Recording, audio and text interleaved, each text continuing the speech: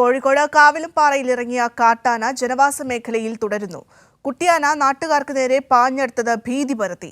ആനയെ പിടികൂടാനായി വനംവകുപ്പിന്റെ വിദഗ്ധ സംഘം സ്ഥലത്തെത്തിയിട്ടുണ്ട്. ഒരു മാസത്തോളമായി കാവിലുംപാറ പഞ്ചായത്തിലെ ചൂരണിയിലും കരിങ്ങാടും ജനങ്ങളുടെ സ്വൈര ജീവിതത്തിന് ഭീഷണിയാവുകയാണ് കാട്ടാന. പ്രദേശത്തെ കൃഷി നശിപ്പിച്ചും നാട്ടുകാർക്ക് നേരെ പാഞ്ഞെടുത്തും കുട്ടിയാന ഭീതി വിതയ്ക്കുന്നു. വ്യാഴാഴ്ച ഉച്ച കഴിഞ്ഞ് കരിങ്ങാട് മേഖലയിലാണ് ആളുകൾക്ക് നേരെ ആന തിരിഞ്ഞത്.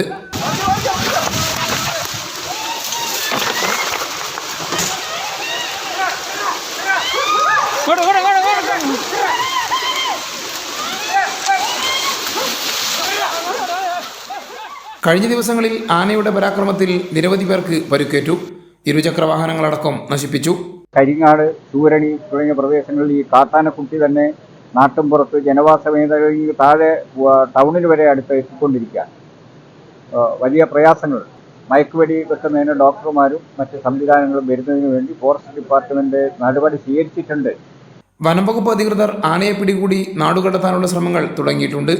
വെറ്റിനറി ഡോക്ടറുടെ പരിശോധനയ്ക്ക് ശേഷം അനുകൂല സാഹചര്യം ഒരുക്കി മയക്കുവെടി വെക്കാനാണ് തീരുമാനം.